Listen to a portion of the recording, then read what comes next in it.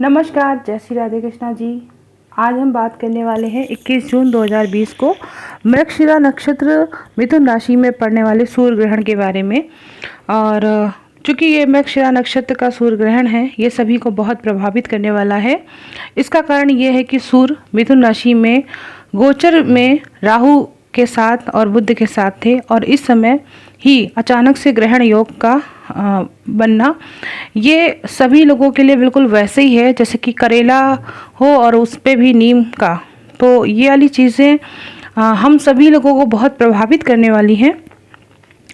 अब बात करते हैं कि सूर्य ग्रहण का ज्योतिष में क्या महत्व है।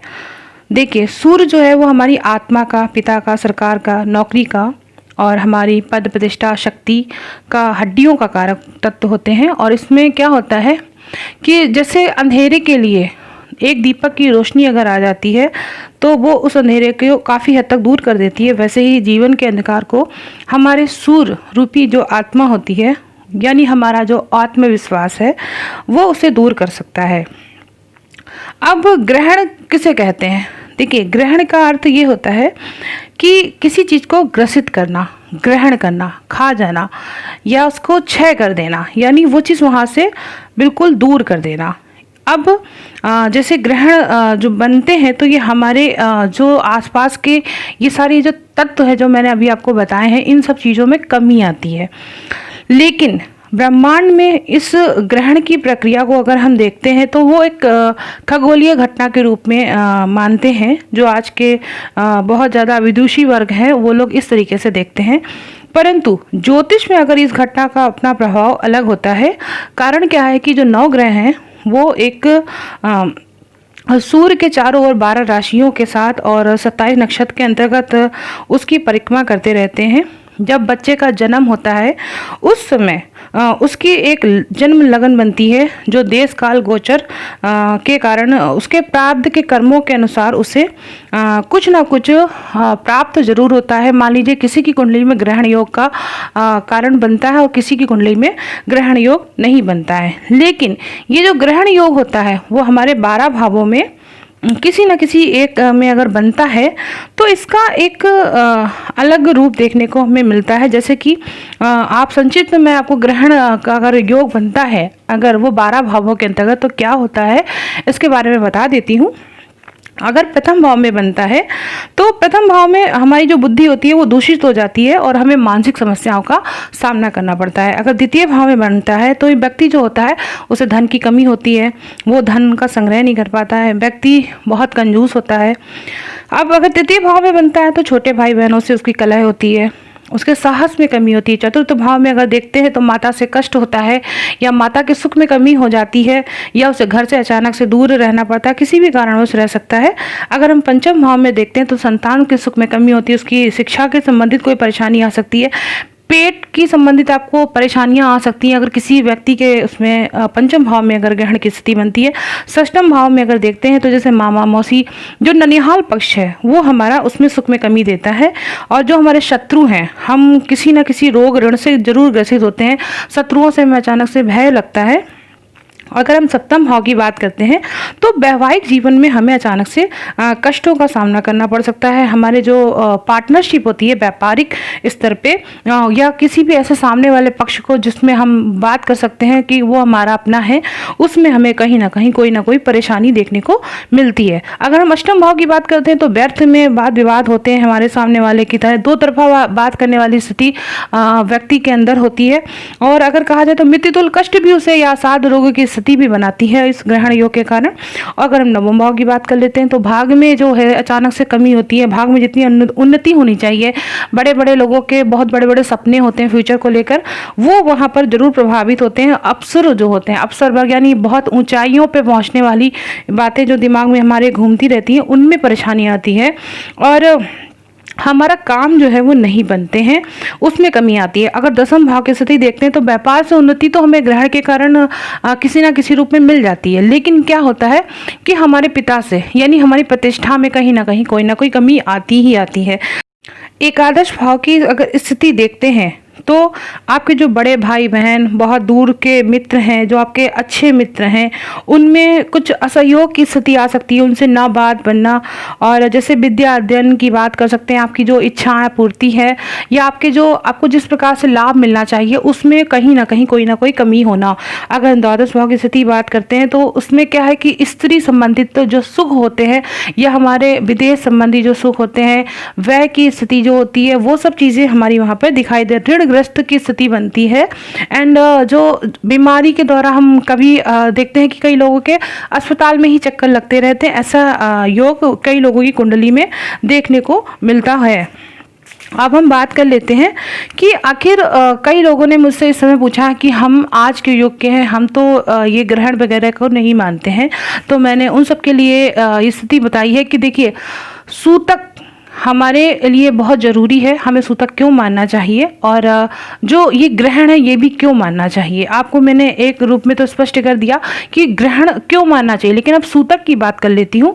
सूतक क्या होता है कि जैसे आपने देखा कि अगर आपके परिवार के या कोई आपके जान पहचान से कोई भी जुड़ा हुआ व्यक्ति है, उसके घर में अगर कोई मृत्यु से संबंधित कोई बात होती है या मान लीजिए कोई बच्चा का जन्म होता है, तो आप लोग क्या करते हैं, वहाँ पर जाकर उसके लिए कुछ ना कुछ हेल्प करते हैं। जैसे कि आपने उसके कुछ जैसे रोगी हुआ तो आप उसके लिए फल फ्रूट्स या उसके लिए कुछ प्रेयर करेंगे, कुछ ना कुछ करते हैं।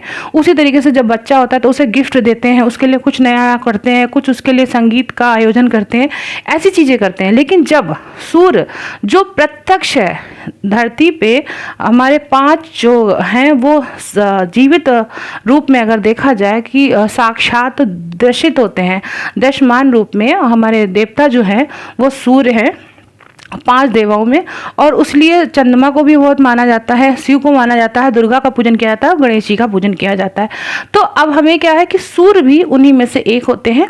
तो सूर्य भगवान जब, यानी वो हमारे को कुछ देते हैं, क्योंकि सूर्य अगर नहीं होगा तो हमारे जीवन में भी अंधकार होगा। तो इस अंधकार के तहत अगर हम देखते हैं तो हमें भी जब हम अपने आसपास के लोगों के लिए बहुत सारी चीज़ें कर सकते हैं, तो क्या हम अपने ईश्वर के लिए नहीं कुछ कर सकते हैं?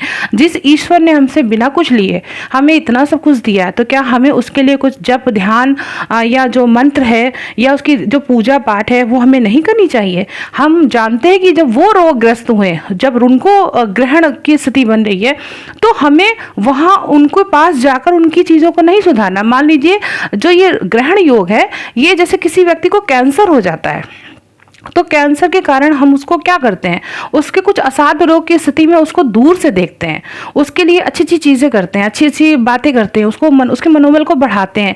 ठीक इसी तरीके से जब हम पूजा पाठ करते हैं तो हमें उसका एक डिफरेंट जो उसका वो है महत्व, वो हमें देखने को मिलता है। और उससे क्या होता है, उसकी पावर, यानी सूर्य की पावर हम बढ़ाने की कोशिश करते हैं, क्योंकि कहते हैं कि एकता में बहुत शक्ति होती है। तो जब कोई एक अकेला व्यक्ति अगर संघर्ष कर रहा हो और उसके पीछे कई सारे लोग अगर अपनी शक्ति का संबंधन करते हैं, तो वो चीज़ें बढ़कर, यानी एक ऐसा दिव्य पुंज बनता है जो उस चीज़ को उस कष्ट से रोकता है। तो ठीक इसी तरीके से हम सामूहिक रूप से, यानी वसुंधरा कुटुंबकम वाली जो स्थिति है, वसुदेव कुटुंबकम, तो उस चीज़ को हम यहाँ पर बढ़ावा देते हैं। ये हमारी भारतीय संस्कृति का मुख्य आधार है। चलिए अब हम बात करते हैं, इससे हमें क्या होता है कि हमें आत्मसंतोष की स्थिति भी बनती है। अब किसी ने मुझसे पूछा है कि क्या ग्रहण के पहले जो सूतक लगता है, क्या उस दौरान हमें भोजन करना चाहिए? देखिए, बिल्कुल आप भोजन कर सकते हैं, कोई मना ही नहीं है। लेकिन भोजन करते समय, जैसे मान लीजिए कि कोई व्यक्ति जब कहीं जाता है ऐसी स्थिति में, तो उसके पूर्व जो है कई लोग आते हैं जाते हैं, तो वहाँ पे हम लोग क्या करते हैं कि अशुद्धि का प्रयोग, अशुद्धि शब्दों का मैं यहाँ पर प्रयोग कर रही हूँ।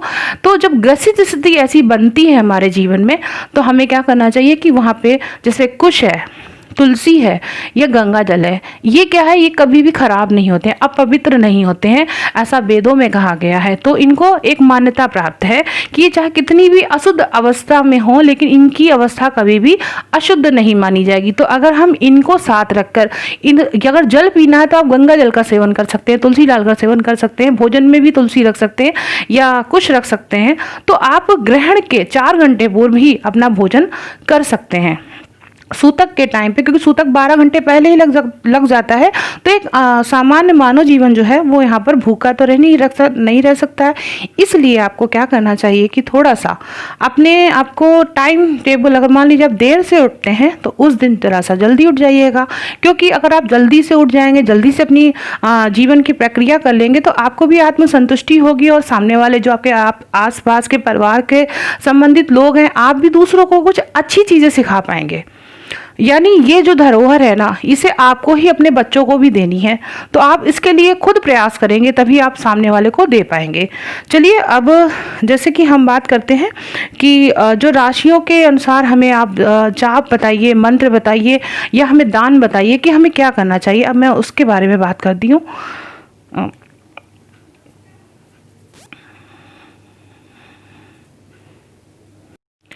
अब मेष राशि की बात करते हैं। मेष राशि के लिए ये पराक्रम भाव में पड़ने वाला है, जिससे कंकणाति सूर्य ग्रहण में इसमें क्या होगा कि उसका आर्थिक पक्ष तो मजबूत होगा, लेकिन इसे क्या करना है कि इसके साहस में कमी होगी। मैंने अभी बताया है आपको, तो आत्मविश्वास के साथ इनको कार्य करना होगा। इस अवधि में आपको ओम अचिंताय नमः का जाप करना होगा, और आपको अगर दान करना है तो आप गुड़, लाल वस्त्र, मसूर की दाल या कहा जाए लाल वस्तु, जैसे कोई भी लाल मिठाई की ले सकते हैं, और उसे ग्रहण के उपरांत नहा धोकर आप तब दान करें, तब आपको उसका पूरा फल प्राप्त होगा। वृषभ राशि के लिए ये जो ग्रहण है वो धन भाव में पड़ने वाला है। इसमें क्या है, आपके परिवार में कुछ कलेश की स्थिति या मानसिक अशांति की स्थिति बन सकती है। अपनी वाणी पे आप नियंत्रण जरूर रखिएगा, और इस समय आपको ओम अरुणाय नमः मंत्र का जाप करना है।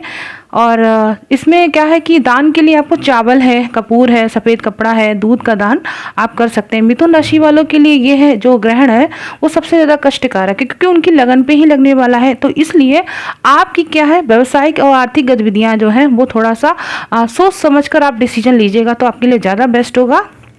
अब आपको क्या है, अपने जो नेचर है, आपका जो स्वभाव है, उसमें आपको अपना जो है कुछ अचानक से विवाद होने की स्थिति बनेगी, तो आप चिड़चिड़ापन की स्थिति मत आने दीजिएगा। और अगर आपको मंत्र करना है तो ओम आदि भूताय नमः मंत्र का जाप करिए। और इसमें क्या है, हरी पत्तेदार सब्जियां जो हैं, हरी दाल है, मूंग की दाल है, हरा वस्त्र है, इसे आप दान करिए, क्योंकि लग्नेश ऑलरेडी आपके जो है वो आपके वक्र पोजिशन में है। कर्क राशि की बात कर लेती हूँ। व्यय भाव में आपके ये ग्रहण लगने वाला है, तो स्वास्थ्य का जो है एक प्रतिकूल स्थिति आपके लिए बनने वाली है। तो अनावश्यक यात्राएं आपके लिए जो हैं वो आपकी बन सकती हैं। थोड़ा सा निगेटिव सोच के साथ अपने आप को दूर रखिएगा तो ज़्यादा अच्छा होगा। आपको एक ही मंत्र करना है, जब भी आपको लगे कि आपके साथ कोई नहीं है तो आप ओम वासुदेवाय नमः मंत्र का जाप ग्रहण काल में करें।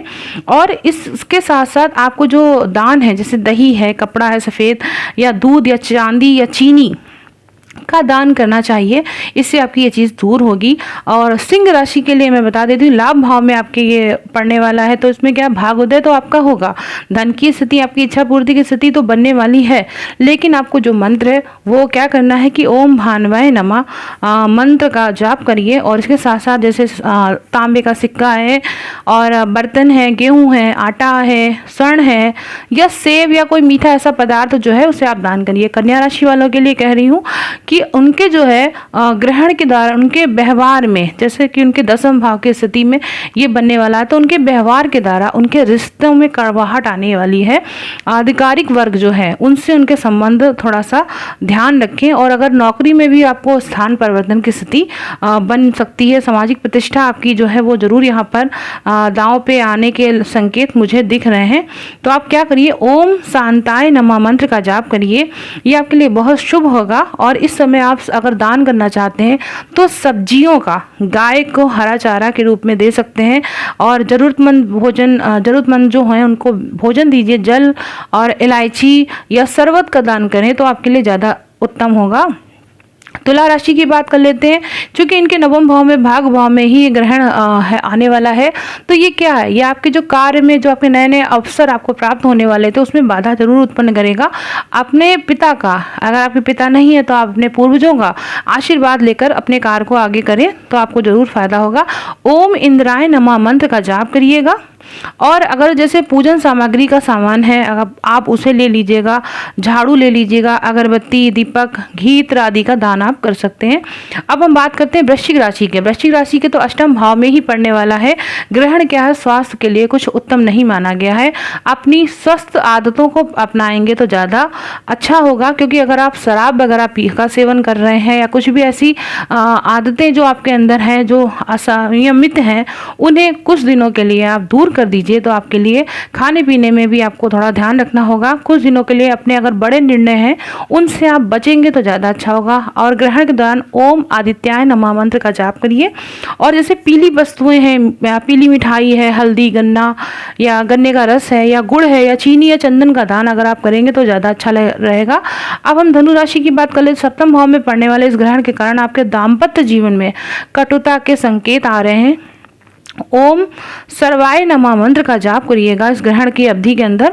और इस राशि में अगर आप दान करना चाहते तो चना, बेसन का और केसर, स्वर्ण या मिठाई या चांदी या घी का दान करिएगा, आपके लिए अति उत्तम होगा। मकर राशि की बात कर लेती हूँ। छठे भाव में पड़ने वाले सूर्य ग्रहण से आपको मिला जुला ही ग्रहण का फल मिलेगा। ऋण या रोग के जो शत्रु हैं आपके, वो आपको तंग कर सकते हैं। ऐसी स्थिति में अपने खान पान का भी विशेष रूप से ध्यान रखिएगा, क्योंकि कारण आप ही होंगे, आपकी वाणी होगी। तो सूर्य ग्रहण के दौरान ओम सहस्त्र किरणाय नमः मंत्र का जाप करिएगा। और इस राशि वालों को दान के रूप में चना या उड़द या पापड़ या जैसे कोई पानी भरा मटका है या तिल है या सरसों या कंघा या काजल आदि का दान करना उत्तम रहेगा। ये सारे दान आपको मैं इसीलिए बता रही हूँ कि अगर आप इनमें से जो कुछ भी आप चाहते हैं अपने हिसाब से आप कर सकते हैं। कुंभ राशि के लिए मैं बता देती हूँ, पंचम भाव में इनके ये ग्रहण पड़ने वाला है, तो संतान संबंधी चिंता आपको अवश्य होगी। और इस दौरान आप अगर चाहते हैं तो आप ओम ब्राह्मणे दिवाकराय नमः मंत्र का जाप करिएगा। और इस राशि वाले को ईंधन, आटा, मसाले या जैसे हनुमान चालीसा है, दूध है, जरूरतमंद को कुछ भोजन आदि अगर आप अपने हाथ से करवा देंगे तो अति उत्तम होगा। अब अंत में मैं मीन राशि वालों के लिए बता देती हूँ कि राशि से चतुर्थ भाव में आपका पड़ने वाला ये ग्रहण कहीं ना कहीं आपके घर परिवार के सुख शांति को आपको परेशानी देगा ही, और इसके साथ साथ मानसिक अशांति जो है वो कलह का रूप लेने वाली है। अब क्या करना है कि आपको कहना है ओम जैने नमः मंत्र का। तो इस मंत्र के साथ साथ आप क्या करें कि आप पक्षियों को दाना दीजिएगा। चींटियों को जो बिल होते हैं उनमें आप थोड़ा सा, अगर आपके आसपास चींटियां हो तो उसमें थोड़ा गुड़ व आटे को मिश्रण में मिलाकर आप उसे डाल दीजिएगा और उसके बाद वो अपना सेवन कर लेंगी। साथ में ही आपको केला है, चने की दाल है, ज़रूरतमंद को अपने अगर लगता है कि आपको वहाँ पे वस्त्र देने की आवश्यकता है, आपके पास है, तो आप उसे ज़रूर दे सकते हैं। और इस तरीके से अंत में मैं एक जो मंत्र है वो मैं आपको सभी को इसलिए बताने की कोशिश कर रही हूँ कि आप जब अगर ये सारी चीज़ें आपसे नहीं हो रही हैं, इतने सारे मंत्र या जाप या दान नहीं हो रहे हैं, तो आप एक दान अवश्य करिएगा। एक नारियल लीजिएगा, अपने पूरे परिवार के सभी व्यक्तियों को आप अपने पास खड़ा कर लीजिएगा। एक आंगन में खड़ा कर सकते हैं या पूजा स्थान के स्थान पे खड़ा कर सकते हैं। और ग्रहण के उपरांत सभी को गोल घेरे के अनुसार ऐसे पकड़ लीजिएगा और किसी एक व्यक्ति के हाथ में उस ग्रहण को जो नारियल है उसको पकड़ लीजिएगा। और उसके बाद उनके सभी के सर के ऊपर से गोल गोल राउंड वाइज आप 7 टाइम अपना उसको मूव करा के और उस चीज़ को क्या नाम आपको गंगा में प्रवाह करना है। और उन सभी व्यक्तियों के हाथ में 1-1 रुपए का सिक्का ले लीजिएगा और उस सिक्के को आपको मंदिर में दान कर देना है। ये सिक्का और जो नारियल है वो आप एक ही व्यक्ति के हाथ में, मतलब सभी व्यक्तियों को सिक्के देने के बाद और एक व्यक्ति के हाथ में नारियल को आप उतार कर आप उसे बहा दीजिएगा। तो ये जो दान है ये आपके लिए सबसे अच्छा दान होगा। आपकी जो परेशानियां हैं, संकट हैं, वो आपसे दूर चले जाएंगे इस पीरियड के अंतर्गत। और मुझे विश्वास है कि आप लोग मेरे बताए गए जो भी मंत्र हैं या जाप है या दान है उनको करके आप निश्चित लाभान्वित होंगे। और अपने जो कमेंट हैं वो मुझे आप ज़रूर आप मुझे बताइएगा इनबॉक्स में जाकर। और इसके साथ साथ अगर मेरा चैनल आपको बहुत अच्छा लगता है तो आप इसे ज़रूर शेयर करिए। अगर न्यू सब्सक्राइबर हैं चैनल को ज़रूर आप आगे बढ़ाएं, इससे हमारे लिए भी बहुत अच्छा होगा। और ऐसी ही बहुत सारी जानकारियाँ जिसके विषय में आपके दिमाग में उठते हैं प्रश्न, अगर आप उनका उत्तर जानना चाहते हैं तो प्लीज़ आप लोग मुझसे ज़रूर कांटेक्ट करिएगा। मेरा कांटेक्ट नंबर आपको इस वीडियो के अंतर्गत दिखाया जा रहा है, आप इसे ज़रूर नोट करके रख सकते हैं। व्हाट्सअप नंबर और कॉलिंग नंबर दोनों ही है। एंड इसके साथ साथ आप अगर यदि कुंडली या टैरो कार्ड या हस्तरेखा या वास्तु के बारे में मुझसे जानना चाहते हैं, अपनी एनर्जी चेकिंग के या पैरानॉर्मल एक्टिविटीज़ के बारे में जानना चाहते हैं, तो आप ज़रूर मुझसे कांटेक्ट कर सकते हैं। चलिए मैं मिलती हूँ अपने नेक्स्ट वीडियो के साथ, तब तक के लिए राधे कृष्णा जी, नमस्कार। ये सूर्य ग्रहण भले ही अमंगल के रूप में है, लेकिन मैं चाहती हूँ कि ये सूर्य ग्रहण आप सभी के लिए मंगल रूप में ही बना रहे। ऐसी कामनाओं के साथ नमस्कार, राधे कृष्णा जी।